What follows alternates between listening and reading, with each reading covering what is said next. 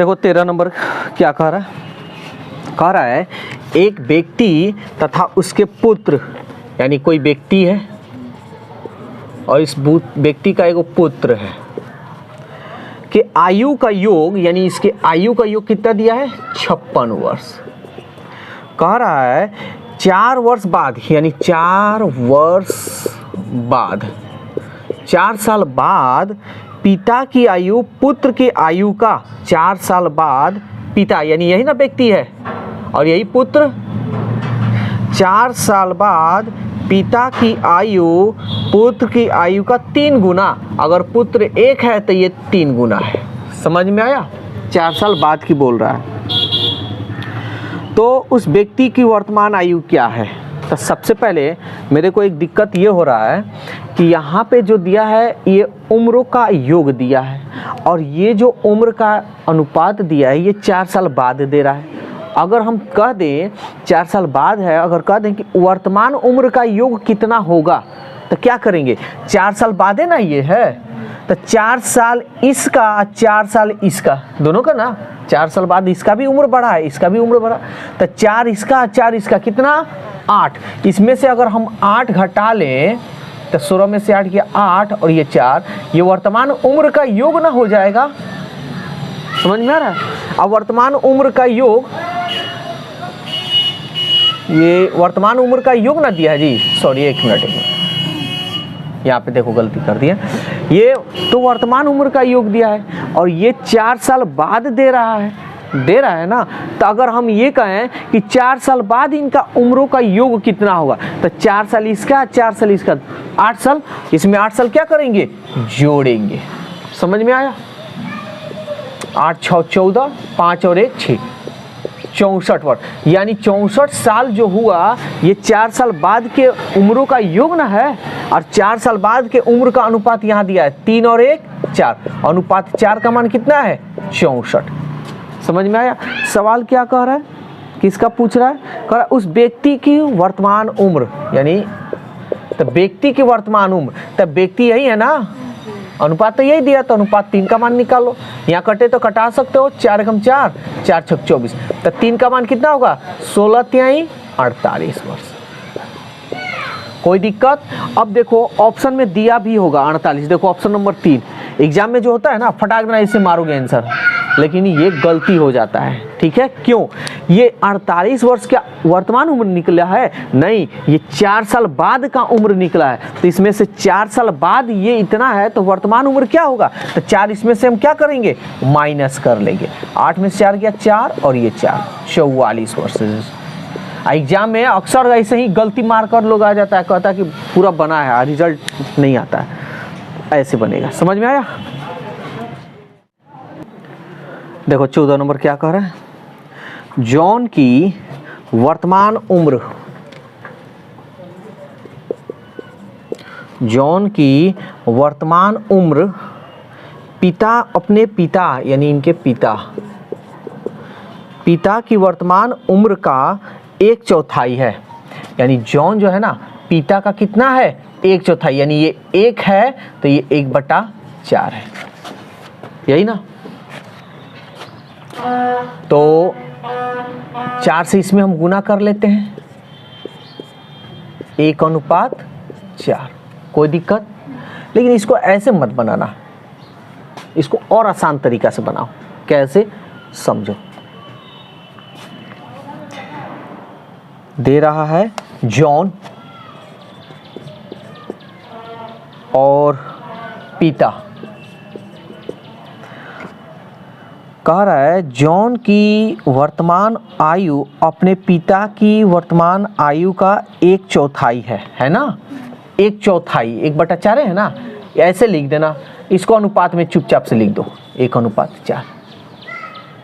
समझ में आया? 1/4 है, जैसे जैसे कह रहा वैसे, ये नहीं पिता को पहले जॉन को बाद में मत करना, नहीं तो गड़बड़ हो जाएगा। ऐसे लिख दो जॉन पिता, और अनुपात ये जितना चौथाई का है, जितना बटा में हो उसको लिखकर अनुपात में लिख दो। इसको चुपचाप से यहाँ सजा दो, 1/4। देखो 1/4, इतना करने की क्या जरूरत है? ठीक है, ऐसे हम बनाएंगे। अब कह रहा है 4 वर्ष बाद यानी 4 साल बाद, 4 वर्ष बाद, 4 साल बाद ये वर्तमान है, याद रखना सब। 4 वर्ष बाद उनकी आयु का योग 68 वर्ष है, यानी 4 साल बाद आयु का योग कितना है जी?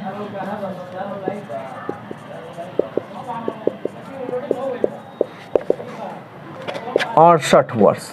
अब बात समझना, ये तो वर्तमान आयु का अनुपात ना दिया है, आइए तो 4 साल बाद इनका उम्र और इनका उम्र, दोनों उम्रों का योग इतना कर रहा है। हम कहेंगे कि वर्तमान आयु का योग कितना होगा, तो क्या करेंगे? 4 साल बाद ना कह रहा है, 4 साल इसमें से माइनस इसका कर लेंगे या 4 साल इसका माइनस कर लेंगे। आ रहा है समझ में ना? तो 8 ना हुआ, इसमें से 8 माइनस कर लो, कितना होगा? 60 वर्ष। यानी वर्तमान आयु का योग जो होगा कितना होगा?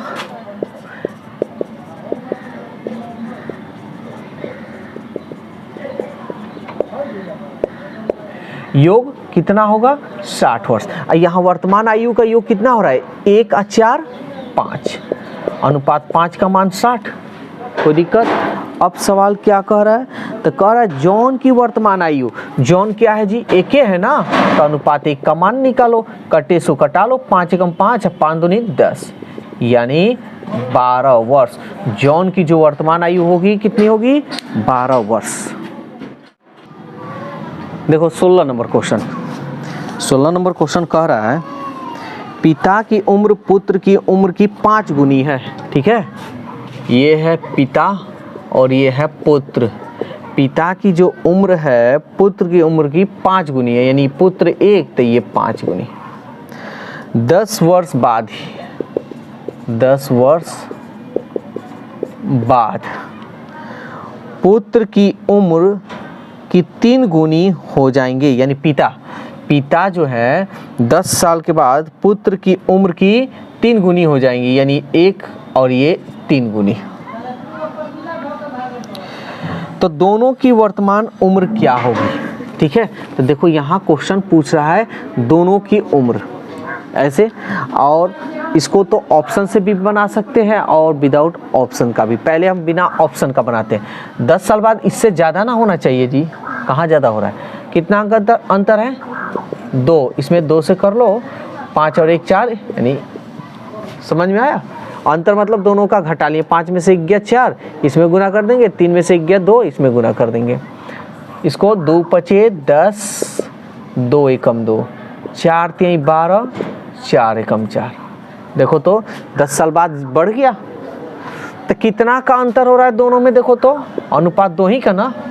2 क्यों हो रहा है अंतर? क्योंकि 10 वर्ष बाद की बात बोल रहा है, तो 2 अनुपात 2 बराबर 10 वर्ष। अब इसको कटा दो, 2 पचे 10।